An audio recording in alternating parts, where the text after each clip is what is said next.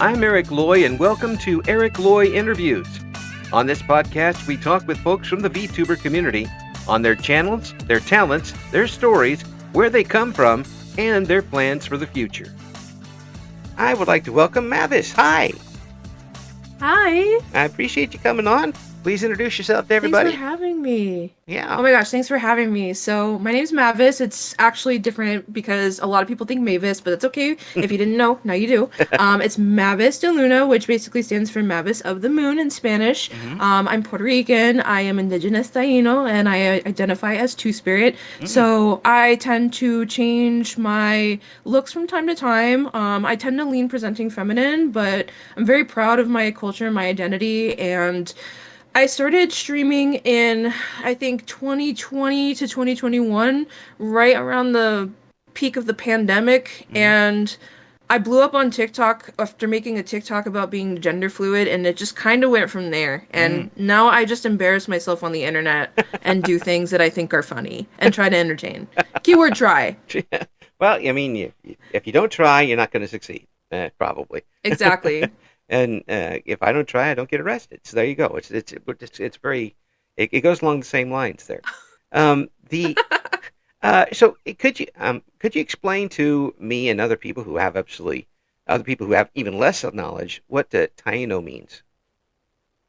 Okay, so the Taino were the indigenous peoples of the Caribbean, mostly in Puerto Rico, Dominican Republic, and other islands that may have been among us.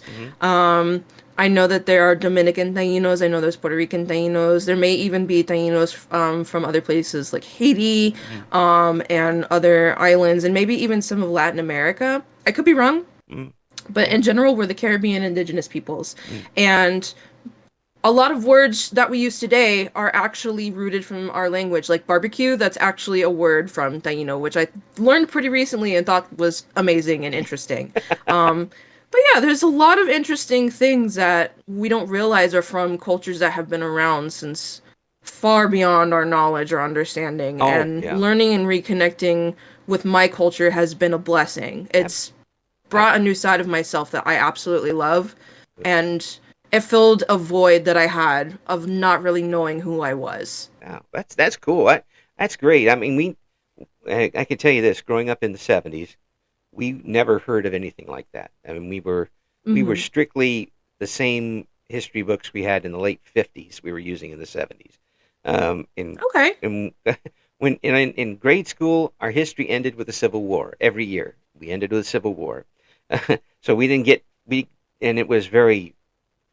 People who didn't live back then don't know how one-sided it all was, and we didn't get to know things about this. But I imagine that culture is very underrepresented in everything. I mean, you don't really hear a lot about it, do you?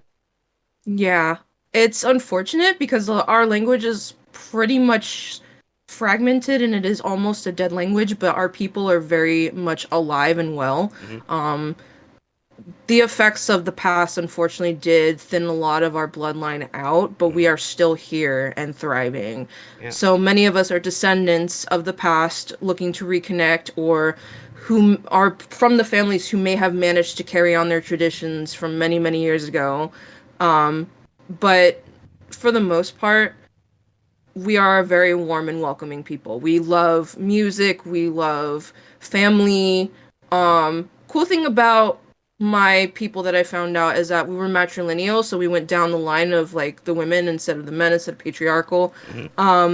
So like if a man was a chieftain and he had no, daughters or anything, or no female relatives, it would be the closest female relative that was the next person that carried the family line down. Something along those lines. It was very, women are sacred, they create life. It's very much a equality, but respecting the fact that women are the ones that bring life into the world.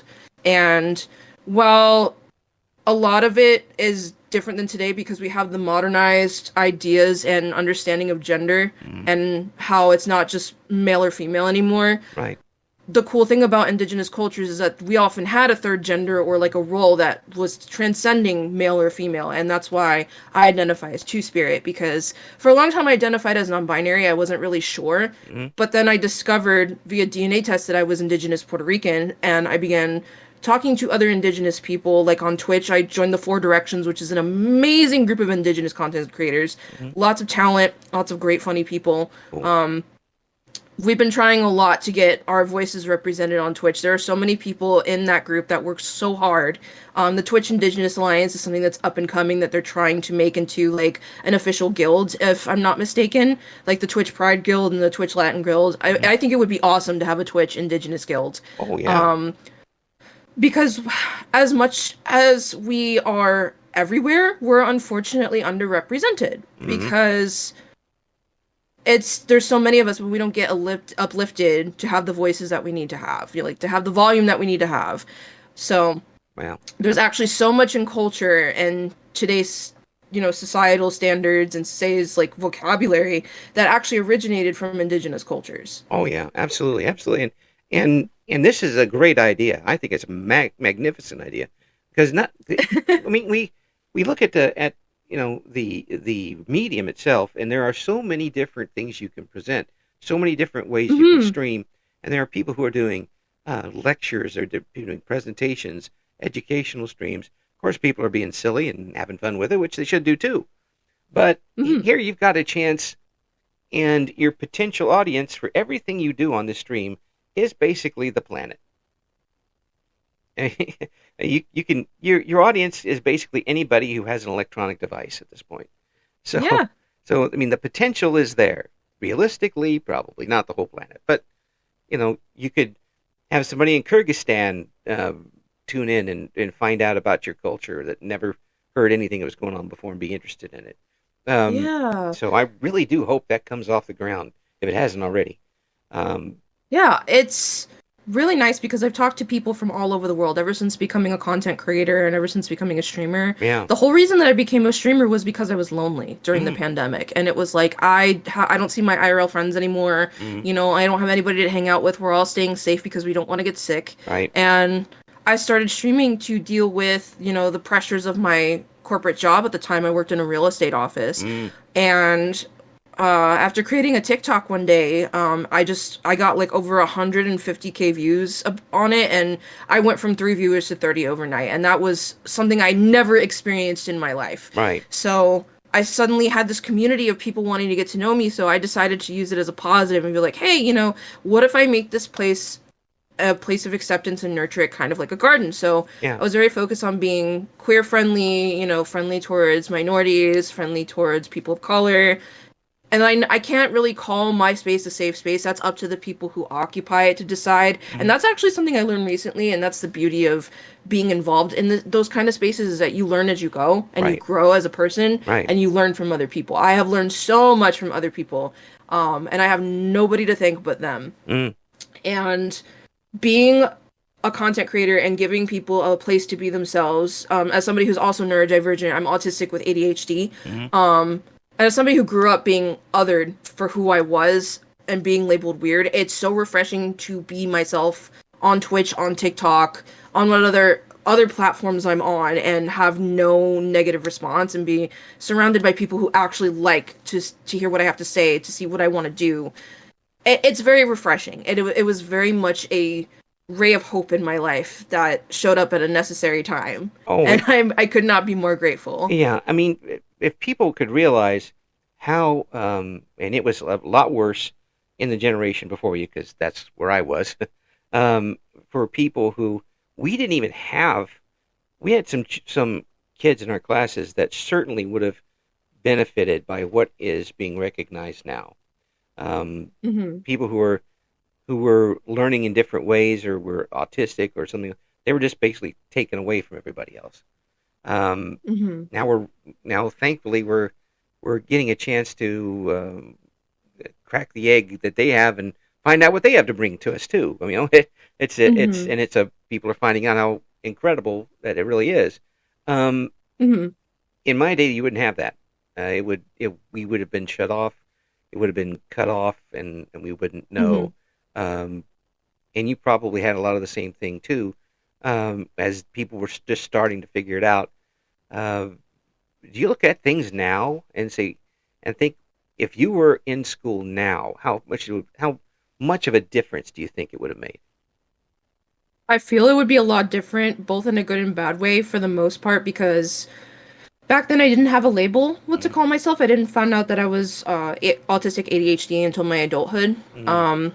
So I always knew that I was different, and I always knew that I got called weird and kind of picked on a little bit, but I didn't really have a label for it until I got older. And finding out as I got older, I've been like, that would have been nice to know when I was like maybe 14 years old and wondering why I was struggling socially and feeling like I had to perform and had to pretend I was somebody I was not, Oh yeah, which is masking. yeah, It's very stressful, but I'm very thankful I'm in a position where I can safely unmask in my stream and be my full authentic self and not have to worry about how people are going to respond. yeah, Because yeah. if they don't like it, well, I can tell them, okay, well, you don't have to be here.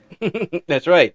That's one thing you definitely have control of, or and the mods, if you have mods, do will Hmm. do that for you. And it's interesting you bring that up and the masking part of it because people who don't know what streaming is about will look at it and say, well, they're hiding behind a mask. And I tell them now that I know, I mean, a year later after I started looking into things, it's not that easy. It's Hmm. for a lot of folks, they're getting a chance to be more themselves than they've ever been because of Hmm. having a an avatar, so to speak.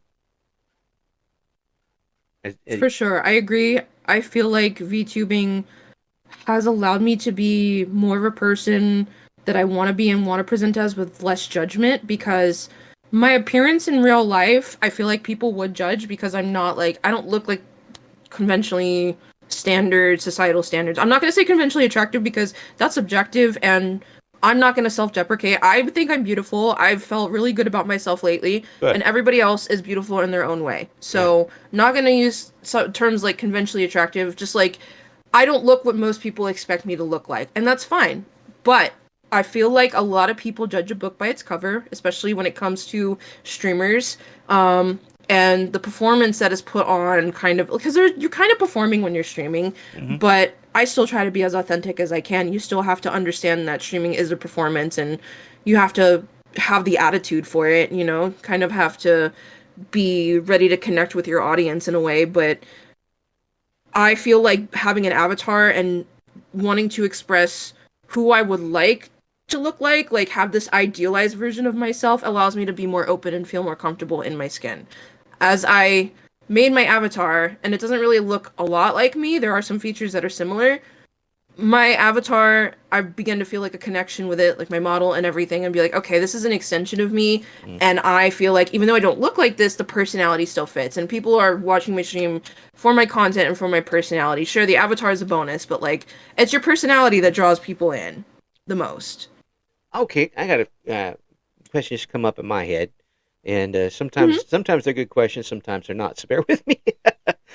But as you mentioned, that being an extension of you, Hmm. given that you told me about the two spirits, is that what you mentioned? Um, Yes. does that play into it? I mean, here you're presenting some another part of yourself, basically as an avatar. Does that work into the two spirits that you mentioned? Yes, but in a way that I didn't expect because at first I presented myself as gender fluid, and when I first decided to be a VTuber, I was like, okay, so my comfortability and the way that I want to present can change from time to time. So when I commissioned my model parent, I was like, I want to get three models. I want to get an androgynous one, a more feminine one, and a more masculine one. So Hmm. I could switch between them depending on how I'm leaning. Like if I'm somewhere in the middle, I'll Right. go androgynous, and one has like maybe a little more makeup if I'm feeling a little bit more feminine that day, but still androgynous. Hmm. Or one has thicker eyebrows and less feminine features if I'm feeling masculine that day, but still androgynous. And then I have my feminine model where I'm a girly girl, and then my masculine model where admittedly they look like a twink, but like it's cute. I like it. It's my personal flavor of masculinity that I like and I'm comfortable with, and Yeah. everybody can have their own definition of that. Yeah. But that was a lot of something that others hadn't seen when I was early in the VTubing scene, Right. a lot of people were surprised by the fact that I had three models and I would switch between them. They'd be like, "Oh, this person is gender fluid and it's really cool. They have like these three models." I'm like, I didn't think that was really a novelty, but apparently that was a new thing that I brought to the table. Mm-hmm. And then I later found out in the middle of being a content creator that I was two-spirit and had it explained to me, got reconnected with my heritage a little bit more, and it kind of just naturally wove itself in when I had found out that information. Like I already was that, I just didn't know it yet, which I think is a really beautiful sacred thing about my culture, because when you find your roots and you go back to your roots, you kind of feel whole again.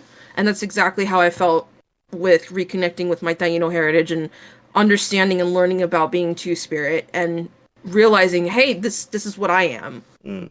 Excellent. So it all kind of it's almost like it was meant to be, you doing this. Yeah, it kind of fell into place. It was like unintended, but it fell into place, and I'm very glad it did. Well, if you didn't have this as an outlet, how do you think you'd be getting along? I don't think I would be as happy as I am now. Because before I discovered my indigeneity, and I always knew that I was Latina because being Puerto Rican and all that, but I didn't know that I had an indigenous culture to go along with it. And I was always in touch with my roots in some way, but not fully there. And finding my way back to it kind of feels like it was right place, right time. And now I could have a deeper understanding of myself when I was ready for that, like the kind of like the universal lining. I mean, like, okay, this is the next step in your journey. This is what you're ready for. You're going to learn this about yourself. I like to make a really cozy analogy where that life is like a train.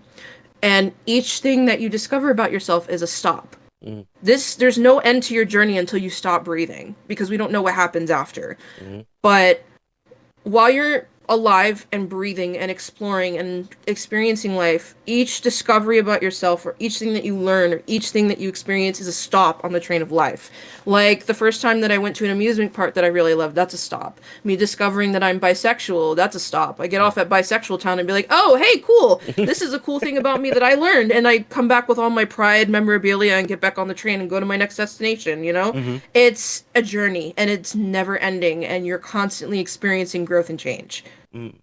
With that journey online, do you feel that you, given what you've discovered about yourself, do you feel truly accepted by the community? I feel accepted by my community, yes, because when I put myself out there, I make it very clear that the people that are meant to find me are meant to find me. I make it clear that my community is open to everybody, but you must be respectful, and if you are not, you will be shown the door. My community is very well behaved, full of amazing individuals who I love and respect so much. And because of them, I've actually built up my self-esteem. So yeah, I can say that, like, I feel accepted. If somebody doesn't accept me, it's not my problem. That's their thing to deal with. If somebody doesn't like me, I can move on from it. You know, I'm just like, okay, whatever, we don't vibe.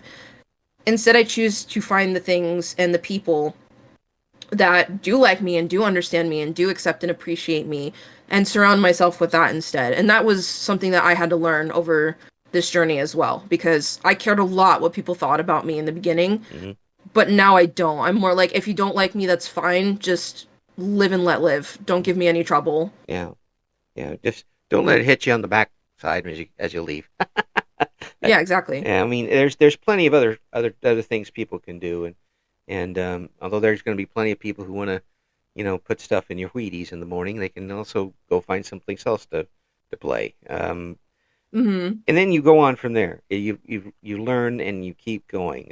One of the things I say a lot is that people aren't the product of their surroundings. They're the triumph that emerges from those surroundings. I like that. Yeah, I really think that you're kind of grasping all the way around that. I mean, what you didn't even know what your surroundings necessarily were. Right. And here you are now, and may I say, thriving. And is a Oh, thank you. in doing this right now, and obviously enjoying yourself. Um, Hmm. so, yeah, I think it's we can say it's a triumph at this point. This was a triumph. I'm making a note here. Huge success. I'm just gonna keep that in mind now. That was like a huge whoo, yay! Good feeling. Good, good, and but it's with the success you've gotten. Is it tough to stay in your head while you're doing it and not, get a little pie in the sky with what you're trying to do with your channel?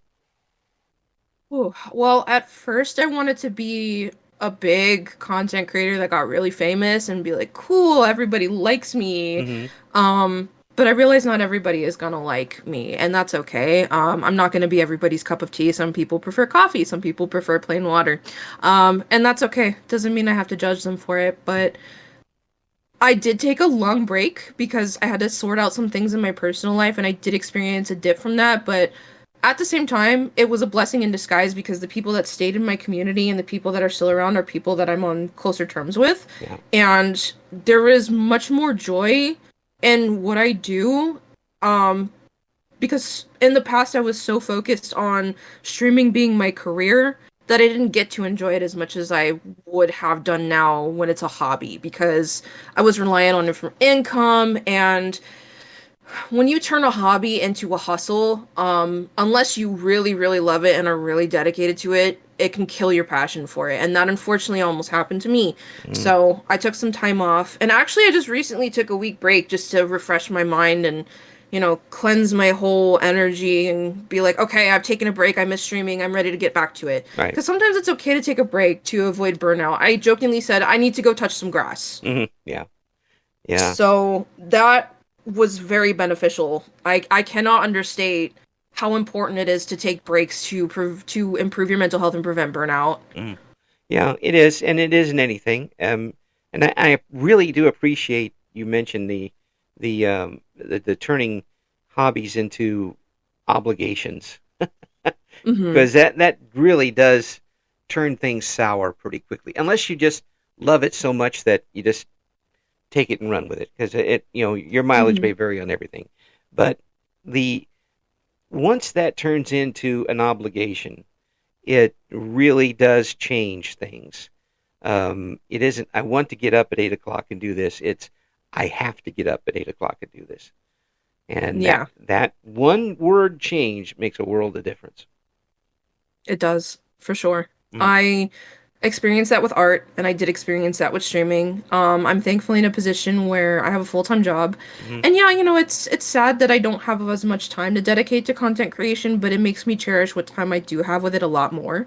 Mm. Um, it makes me appreciate the time that I am able to sit down and set aside time to hang out with my community and make friends. I joined Eldenwood recently, which is a team for VTubers who are age 30 or older, Hmm. and everybody in there is such a delight. It's run by Fernwitch, and she works so hard. I don't think that she understands how much work it has taken to run a community like that and how well she's doing it. I don't know if she underestimates her own ability, but if she ever sees this interview, Fern, I hope you know that you are amazing and so many people love, respect you, and look up to you. Yeah. And I am one of those people. Yeah. She created this community for people in our age range, and I've never felt more at home finding people in my age range to hang out with in the VTuber space. Youngsters. Yeah, I mean, yeah, we're to be honest, like I learned pretty recently that 30 is you are just starting to blossom in the garden of life. Yeah. Like for the most part, we were seedlings being tended to by our parents and we had no real control. But now that we're adults and we're on our own and going out there and exploring the world, like we are a fresh flower in the garden of life, and I think that's a beautiful analogy. All you kids with your hippity hop music and running around in the cars. No, it's great to see, because it is it we not just your generation but my generation as well. If you're talking strictly the games and computers and stuff, we were there at the start, okay? I mean, Right. yeah, I mean, I was okay. I had an NES. I played NES. In fact, for crying out loud, I had a Pong game at home. Yeah. So, you can't get any more OG than that, okay? Right. I mean, And honestly, you do sound like you are around my father's age. One of mm, the funny things that he told me about at a family gathering for 4th of July a couple years ago, I got to hang out with my dad's side of the family, and he was telling us about the difference between life now and life in, the early 70s or the late 60s. right. And I did not know that roller skates were little metal torture devices that you had to strap to your shoes. Oh yeah, yeah, yeah, yeah. Absolutely. That's still so funny to me that they look like torture devices, but they are Yeah, roller skates. yeah, Like, yeah. There's a it's so there, funny. there's actually a hit song, "Brand New Key," as it starts up. I've got a brand new pair of roller skates. You've got a brand new key. The key was Uh-huh. to lock the roller skate onto your foot, so it wouldn't. No, Yeah, that's how it worked at the time. that's Yeah, wild. yeah. Back in their days, we had to make our own roller skates. We used rocks. We used rocks for Oh my everything. god. Actually, clothes, everything was rocks. Oh my Don't gosh. don't get us old And people here I started. was on Amazon window shopping for just a pair of the roller derby type of skates because Mm, I love those skates over the roller blades. I just mm. think they're so cute and retro. Yes, yes. I'm amazed that people are actually doing roller derby these days. There are actually teams of actual roller derby teams out there, which is I think is funny. I just Yeah. I grew up with the old wrestling type of roller derby, and to find that people are actually doing it now is pretty interesting. But I'm way off the topic here, and I want to talk about art. Okay. Folks, we're gonna have all of the links we were able to find for Mavis, and there are a lot of them. And there is a Thank you. website there too to check out. Have you got commissions going? I do, but I'm currently closed up. My wonderful community did buy out all of my slots. Ah, I recently did a 50% off sale because I was like, okay, I'm gonna offer something more affordable for a little while to help boost my income this month. mhm, And 5 out of my 6 slots sold, which was very, very nice. yeah. And then I got a waitlist request today on top of that, so I Oh, can safely say that my pockets are comfy and full, yes. and I will be able to keep a roof over my head. Which thank you so much. Like it's people like that that keep content creators going and give us nice living conditions. So thank everybody for your support when you can. I always thank people as much as I can and let them know that I always appreciate their time, their effort, and especially their monetary support Yeah, because that's their hard-earned money that's yeah, going to me and they're choosing to give it to me, yeah. you know? They don't have to. They're doing it because they want to. And Exactly. And it's just so nice to see people being so kind and generous to others and saying, I want to help you, get what you need, but also I would like pretty art in return. Money can be exchanged for good and services. And it's yes. like, I love doing it. It's Yeah. great. So were you the kid in The Sims that they locked in a room because they had really high art skill and we made money off of selling your pictures? Because that's how I used to play The Yeah. Sims. I, I, I, I was that person in The Sims. I had one sim that was the art girly, and she had the sugar daddy husband that yeah, would go to work and yeah. support her Oh, craft. yes. So how long have you? I mean, given you talked about being a little bit of an outlier in as a young person. Um, did the art come out of that, or did you have art do art despite that? I was inspired by classic Disney movies to draw. Mm. So ever since I was a kid, ever since I could hold a writing utensil or a drawing utensil, I've been drawing and eventually made the switch to digital art when my grandmother bought me a tablet that could connect to my laptop, and it just went from there. And I would just draw the things that I love to draw, and I often got picked on for it, and I didn't realize that was a special interest or a hyperfixation. If I Mm. had known that, like when I was a kid, I would have understood myself a lot better Mm. and felt a lot less guilty about the things I liked. I feel like everybody should get a chance to go see their child self and be able to tell them, hey, like, it's okay. It's going to be okay. You're going to be fine. Yeah. These people don't matter. You are going to flourish. You are going to thrive. Like, I would do anything to go back in time and tell my younger self, hey, you think the art that you're making now is cool? Look at this, and show them one of my more recent pieces. Because I know that my inner teen or my inner child would be psyched to see some of the stuff that I draw about the fictional men that I've been kissing in my free time. Especially about that. but really, so are you self-taught as far as that goes? I mean, Yes. ooh. So yeah, I've talked to some folks that go through the art classes and they kind of get pigeonholed and they get angry that they took the art classes because it didn't it may have gotten some basics, but they tried to change them as far as their art style was Right. concerned. So you didn't have to go through that. I did take an art class in college, and I feel like it improved on my skills a little bit because the teacher that I had was excellent. Professor I had was awesome. Mm. He had a very rigid way of teaching to draw something realistically. Hmm. Like, if you see it, you draw it. Stop trying to picture what you see in your head and look at what you're drawing so you can understand it. Mm. And taught us how to draw from life. And I think that was a huge, important skill because it helped me learn how to reference a lot better. And I do use tools like 3D models and posing and stuff like that, and brushes and patterns and effects to add to my art. Hmm. I think that art should be fun and that you should work smarter, not harder. Right. We're in an age of technology that gives us so much access to so many different things, which makes the potential for art to be so much greater. And some of the things that I see people create online are just beyond my understanding. Like, you drew that digitally? How did you do that? I'm looking at a Renaissance painting over here. Yeah. Like, but in 2024. Yeah. Yeah, it's pretty amazing. And we're getting to see people actually with this medium show that skill off a lot more.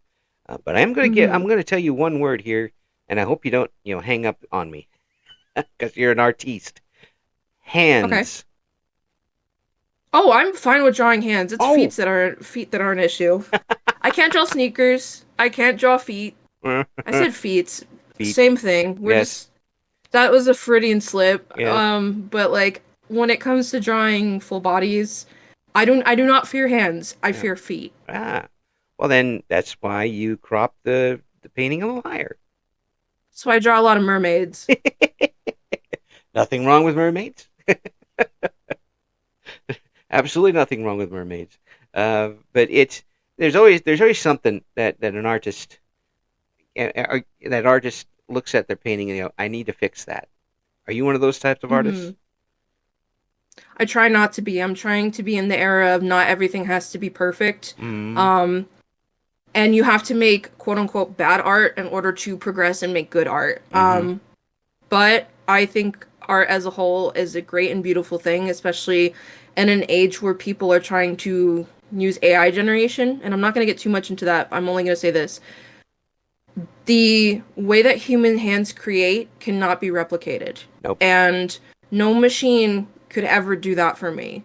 And I just feel that art in itself is a gift that we were given by however we came to be. Mm-hmm.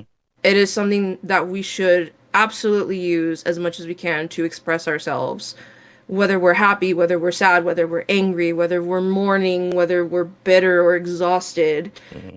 There's such a wide range of things that we can do to express ourselves through this medium, and there's so many different ways to do it. There's on paper, there's on a screen, there's through music. Right. Music is a universal language. Right. And the way that art kind of brings that to the table for me, it brings a sense of peace. I knew I've always been a creative person. Yeah.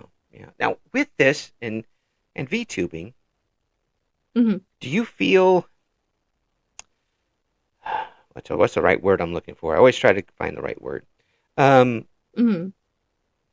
Do you feel vindicated by the fact that you're doing well? I don't necessarily feel vindicated, but I do feel satisfied and happy with the progress that I've made as an artist and as a creator. I try to create in the sense where if I showed it to my younger self, they would love it. Like, they would be amazed by it. Right. And people should create for the reasons that they want to and what makes them happy, and that's why I do what I do. But I'm very much in my healing my inner child era, and I definitely have moments where I'm like, if my younger self looked at this, they would wonder how the heck I did it, but they would be psyched to know that that's going to be them in the future. Like, kind of create with that in mind after everything that I've been through in my life, and doing it in a sense where it's self-fulfilling, not necessarily to care too much about what others think. And Mm, like, you should do it for yourself more than anybody else. mm. That's something that people could use a little extra time studying sometimes, Mhm. and they'll and being an old man, it happens to me as much as anybody else. Um, Remember that you got to enjoy it, and you've got to be proud of what you're doing, and Mhm. you can be the most successful person in the world, but if you're not happy with it and you're uncomfortable with it, what good is it?